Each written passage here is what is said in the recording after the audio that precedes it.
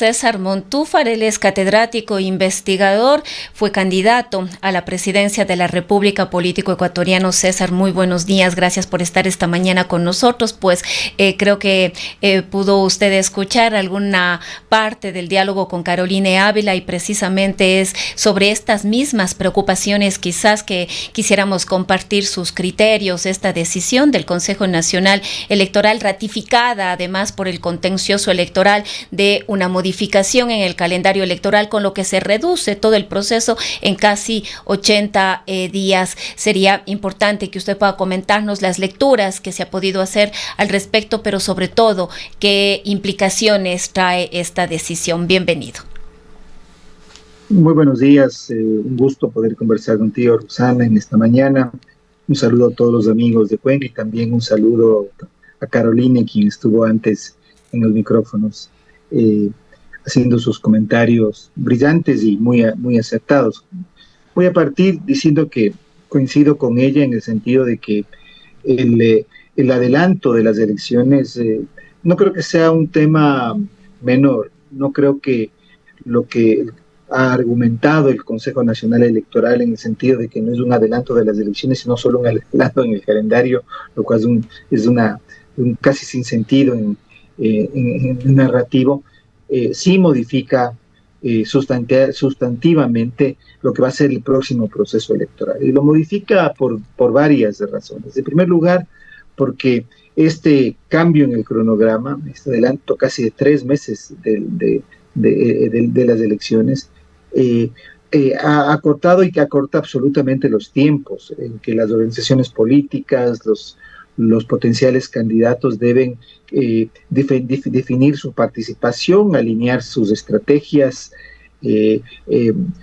mirar las alianzas en las que con las que van a participar. Eso creo que es importante. En segundo lugar, porque una de las fuerzas políticas con mayor votación, con mayor digamos, apoyo o respaldo electoral en los últimos tiempos, que es el Movimiento de la Revolución Ciudadana, precisamente afronta el que se queda sin digamos, fue descalificado de participar en las próximas elecciones como tal. Eso implica que muchos de los actores electorales, que son parte de esta fuerza política, tengan que a última hora, además, arreglar y llegar a acordar la organización política en la que van a participar, porque evidentemente es un sector que no va a dejar de participar, va a participar, y a eso se suman otras organizaciones políticas que han sufrido la misma suerte, no solamente la Revolución Ciudadana.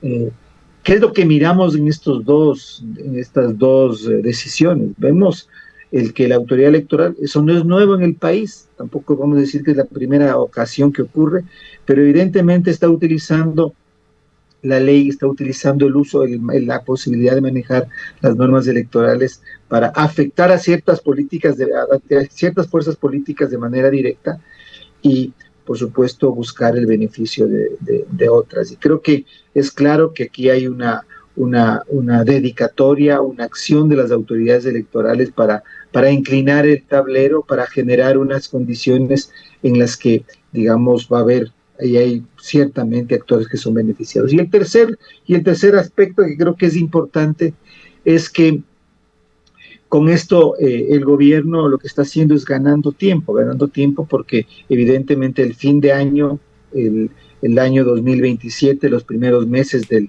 2027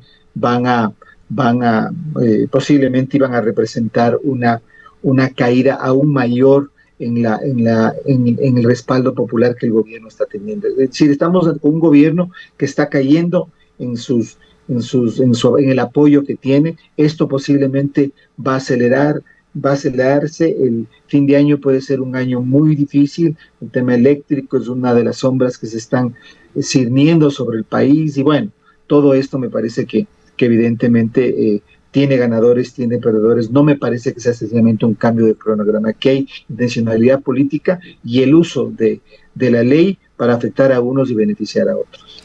Efectivamente, César, el problema de fondo no es solamente que nos estén convocando de manera anticipada a las urnas cuando ya se aprobó un calendario electoral, sino realmente ese impacto acumulativo, digamos así, en un sistema político que ya está muy, muy fragmentado y muy, muy debilitado. Aquí, en este contexto, nos preguntamos si quién mismo se beneficia de este proceso. El único movimiento fortalecido y que está, digamos, en la palestra diariamente, que es el oficialismo, o este debilitamiento que viene sufriendo también el apoyo del presidente Noboa, podría más bien ser como un boomerang al gobierno nacional en estas próximas elecciones. A ver, yo creo que estas decisiones son claramente beneficiosas para el Ejecutivo, para el gobierno.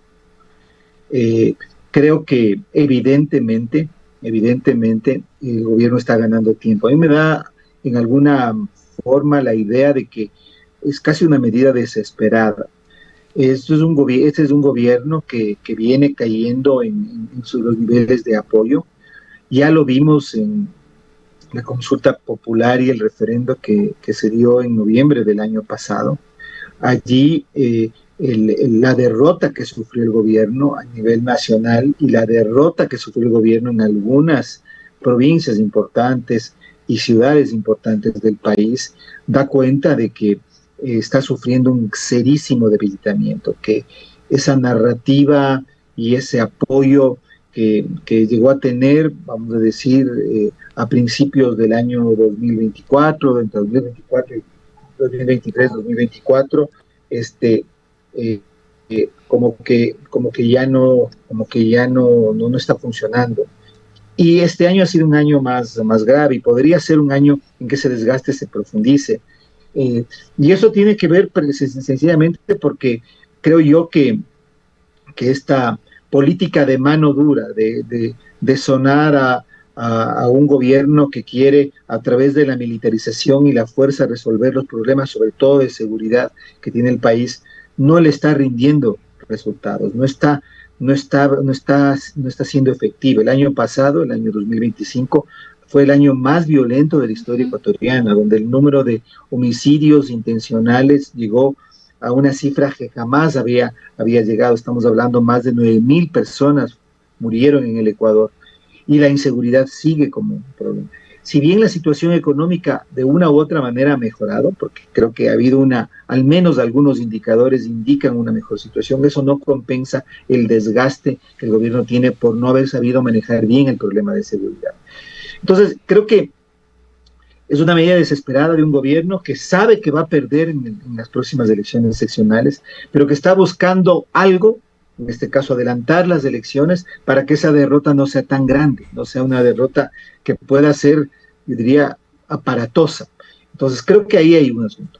Creo que el correísmo está, por supuesto, afectado porque perdió el membrete electoral, pero sin embargo, dada su nivel de organización y su presencia a nivel nacional, me parece que también le puede beneficiar en ciertos aspectos y en ciertos distritos electorales, donde figuras de prefectos, alcaldes y otros de esta fuerza política ya tienen un claro posicionamiento y en donde participen van a ser claramente identificados. Y por supuesto, otras figuras que tienen un posicionamiento, que han venido haciendo campaña, pienso por ejemplo en el caso de Jorge Yunda en Quito, pero se podrían citar otras que también están siendo beneficiados. Fíjese, Roxana, que vamos a estar ante una campaña de 14 días. Eso es lo que va a durar la campaña electoral, es decir, no va a haber campaña. Lo que vamos a los ciudadanos a ser convocados es a votar por quienes ya conocemos, por quienes están de una u otra manera, o en los gobiernos seccionales o han estado ya en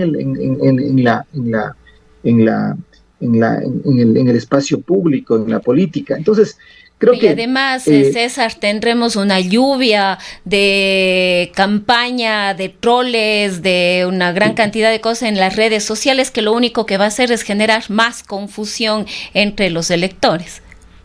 Así es. Entonces, digamos, el que aparezcan otras figuras, el que se pueda pensar realmente en un debate de propuestas, de un debate electoral en torno a las necesidades de los gobiernos autónomos descentralizados a las necesidades locales, me parece que es algo que no va a ocurrir.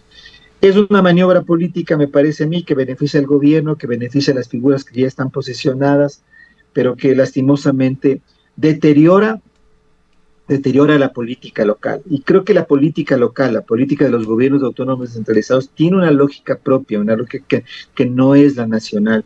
Y creo que en un país en donde la política nacional tiene una situación muy difícil de desgaste, de erosión, las elecciones locales son elecciones donde hay una oportunidad, o debería haber una oportunidad para reconstruir la política desde lo local, y creo que lastimosamente esta oportunidad estaríamos perdiendo. Ahora, César, además de estas elecciones para designar nuevos alcaldes, prefectos, los consejos municipales, juntas parroquiales, se da en un contexto de tensiones entre el poder central y los poderes descentralizados, con la aprobación de varias leyes que lo que vienen a hacer es precisamente a minar la autonomía, a minar estos procesos de descentralización que, con todas las deficiencias, en algunas ciudades como Cuenca, me atrevería a decir, han funcionado relativamente bien, pero también, como digo, se da en este contexto en el que se busca impactar de alguna manera a los gobiernos autónomos, a la autonomía y a los procesos de descentralización. Mire, yo creo que hay que mirar eso quizá desde una perspectiva histórica. Usted, Rosana, es muy joven como para recordar, pero en los años 90, 2000, principios del 2000, el Ecuador vivió un auge de lo que podríamos decir fue el debate en torno a la descentralización. En 1993 se aprobó la Ley de Participación Ciudadana y Descentralización en el país, y eso generó una tendencia hacia otorgar mayores competencias, mayores recursos a los gobiernos seccionales, como se llamaban en aquella época. Y tuvimos como resultado la emergencia de varios modelos de gobiernos seccionales, de gobiernos locales, que tuvieron muchísimo éxito. Cuenca fue uno de esos casos que usted menciona, Loja fue otro, Guayaquil también, en el caso de Quito igualmente, en el caso de Ambato, es decir, la descentralización, los gobiernos autónomos, seccionales, como se llamaban en aquella época, se constituyeron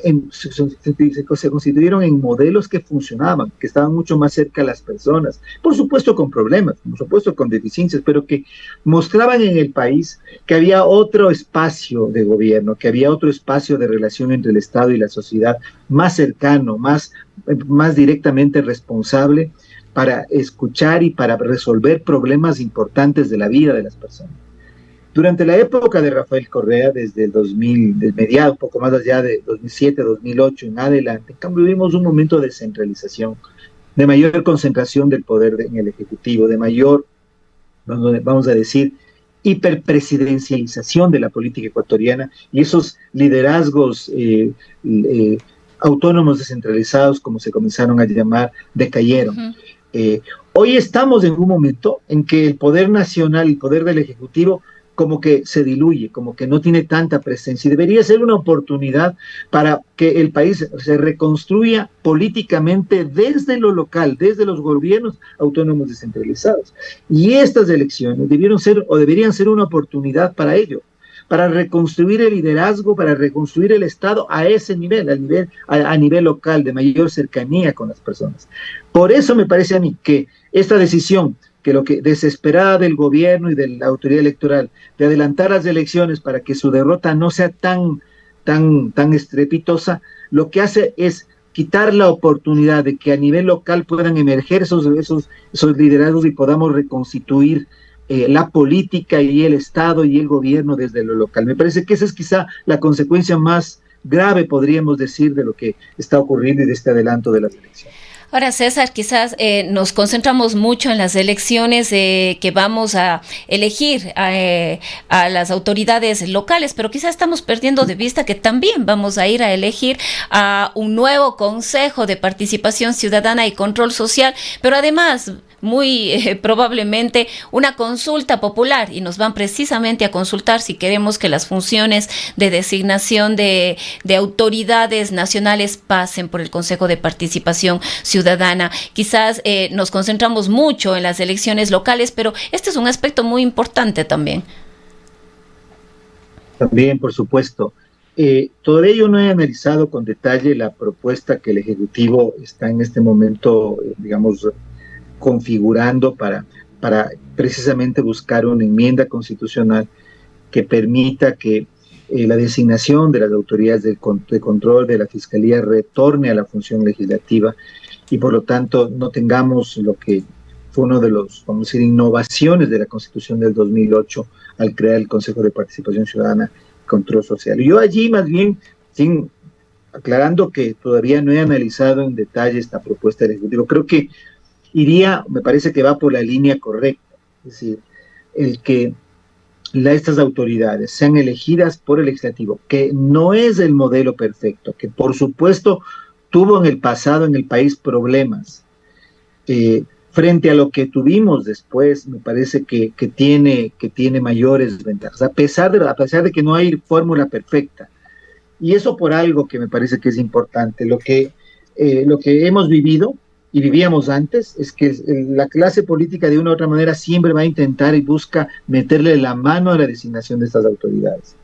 El problema es que con el Consejo de Participación Ciudadana, esa metida de mano fue una metida de mano, primero oscura, no transparente, y que derivó a un control directo del Ejecutivo. Es decir, el Ejecutivo, desde la época de Correa, se hizo del control de todo el Estado a partir de utilizar una mal llamada participación ciudadana a través de este Consejo.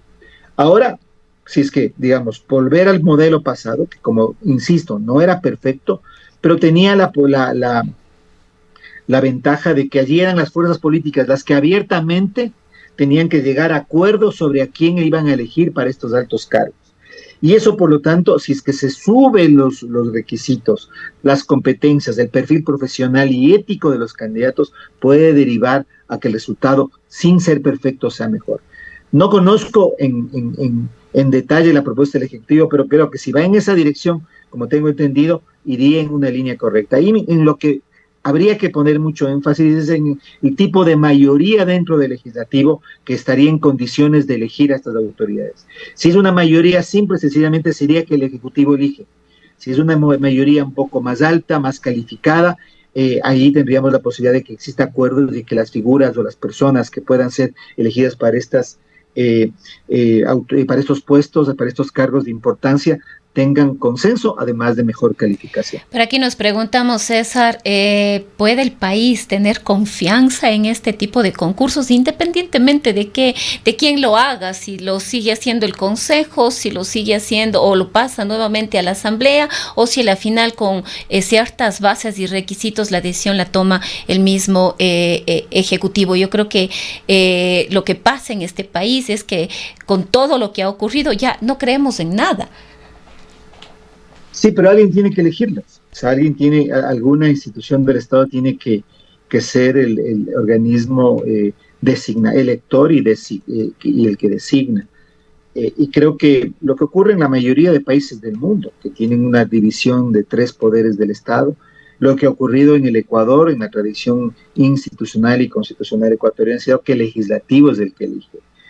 Esta no es la mejor fórmula, mejor dicho, no es la fórmula perfecta, pero pareciera que es superior en términos de resultados de lo que tenemos en este momento, porque lo que tenemos en este momento es un disfraz de participación ciudadana para que el Ejecutivo tenga un control directo de estas autoridades. De todas maneras, hay que mirar mejor la propuesta del Ejecutivo.